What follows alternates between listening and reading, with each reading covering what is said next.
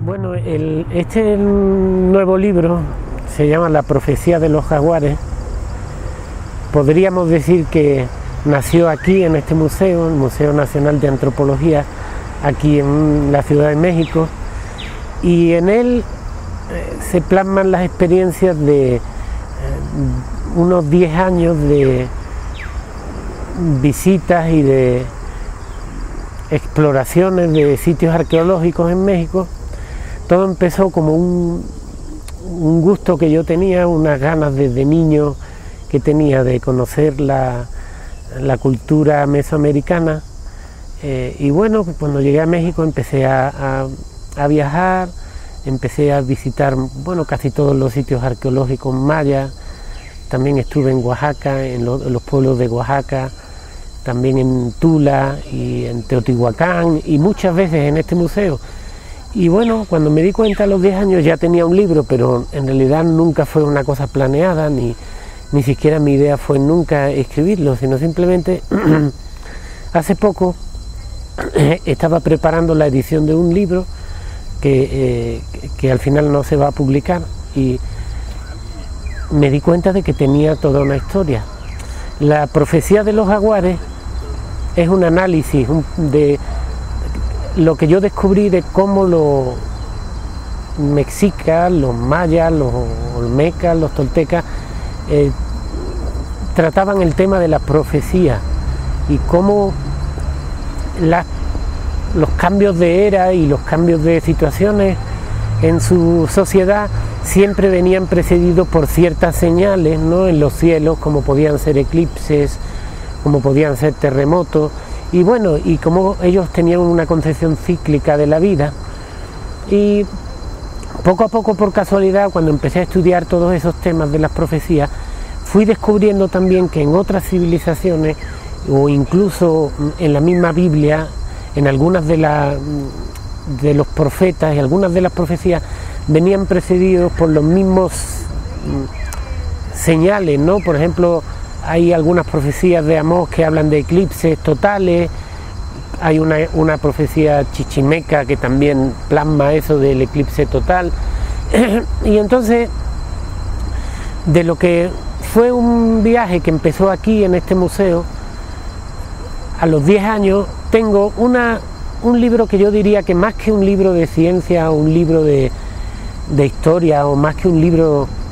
de religión y más que un libro de verdades, es un libro que yo creo que abre muchas puertas a ver el mundo de una forma muy diferente, o de concebir la historia de una forma muy diferente. Recientemente yo durante mucho tiempo estuve viendo cosas que me hacían a mí pensar que dentro de lo que era la historia estaba esa parte que llamamos la Atlántida, o está la historia del diluvio, y hay muchas historias que parecieran estar en ambas civilizaciones. Por ejemplo, en la indoeuropea y en la mesoamericana parecían tener muchas coincidencias, y entonces en el libro en parte se trata eso. Sin embargo, como el libro es en realidad un montón de cosas que me pasaron estos últimos 10 años, en algunos hay cosas llenas de magia, porque, bueno, yo siempre digo, uno de los capítulos de mi libro se llama México es mágico, y es que lo que sucede en México es que todavía no ha habido esa división entre la humanidad, la espiritualidad y lo material que ya existe en otros lugares del planeta, ¿no? Por ejemplo, en Europa se ha llegado a materializar tanto a la gente que ya ellos no conciben la divinidad, no conciben lo sagrado. Ya para ellos el mundo es el mundo matemático que diseñó Pitágoras, ¿no? Que Pitágoras significa, muy curiosamente, reunión de serpientes, ¿no? Y aquí en México todavía se conserva esa humanidad, esa sacralidad, esa espiritualidad. Entonces, por eso la vida está también llena de magia, está llena de amor también, amor por la tierra o humanidad. Mi libro es un viaje por ese México que muy poca gente conoce, que no es el México de pues de la violencia, de la droga, no, es otro México, es el México de una historia ancestral que también después fue, en mi opinión, aunque hay gente que piensa que no, yo creo que fue enriquecida por el mestizaje. El México, también tengo una parte en mi libro que es por el México mestizo, el México donde se pueden fusionar perfectamente dos civilizaciones como fueron la indoeuropea con influencia de Medio Oriente y la mesoamericana. Y bueno, como todos mis trabajos, para los que lo conocen y para los que no los conocen lo presento, también tiene una parte de actualidad, donde yo toco un tema muy delicado que ahora empieza a estar en los periódicos y empieza a estar en la opinión pública, que es el tema de la inteligencia artificial. Ya en mi libro anterior, El curso de la vida, ya tocaba yo muchos temas como el de los chips, el de la inteligencia artificial,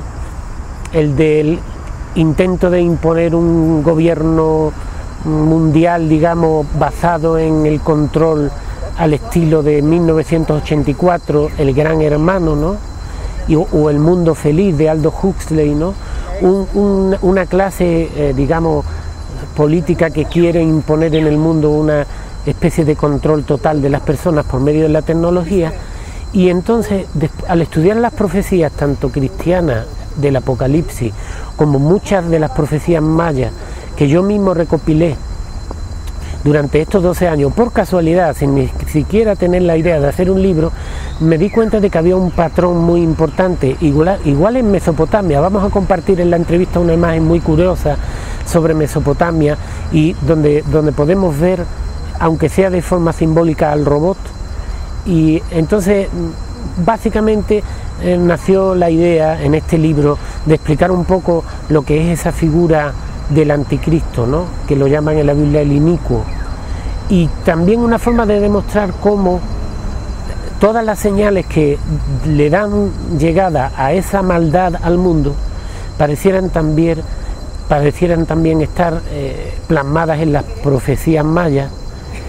En mi libro entrevisto a Joao Capas, que es una persona que ha aportado mucho en llegar a descifrar el códice Madrid, el códice Selden, una persona que me cuenta mucho sobre el nuevo hombre, sobre el quinto sol. También yo cuando llegué a México tuve el privilegio y la fortuna de que en Chapab, en un pueblo que se llama Chapab en Mérida, Yucatán, conocí a José Manrique, y ahí ellos estaban intentando recuperar el juego de pelota maya. Pues al final se logró recuperar y asistí al primer encuentro internacional de pelota maya, y ahí conocí a unos jugadores que se llamaban José Cristal y Josué Cristal, y ahí también narro la historia de estos dos hermanos que podemos llevar como si fueran, podríamos considerarlo, aunque sea igual de forma muy simbólica, no religiosa, los nuevos gemelos divinos. Entonces en el libro hago una comparación, y el final lo introduce una entrevista con uno de los pocos itzáes que quedan en nuestro planeta, al menos que hablen itzá, porque hay mucha gente que tiene esa raza. La verdad que mayas quedan muchos millones que hablan sus propios idiomas, ¿no? Entonces los mayas no se extinguieron, como se dice, ni están solo en los museos, sino que están vivos, y hay millones, ¿no? Y sin embargo, este hombre sí es de habla itzá, y son de los que se consideran la etnia itzá. Y él me dio una entrevista que es muy importante, creo yo, porque plasma lo que es la herencia oral de los mayas, ¿no? Y su amor por la naturaleza, que es básicamente lo que mi libro quiere plasmar, ¿no?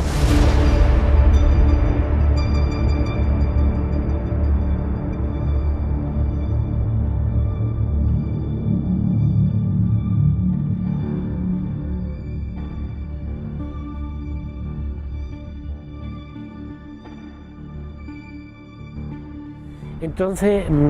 básicamente el libro reivindica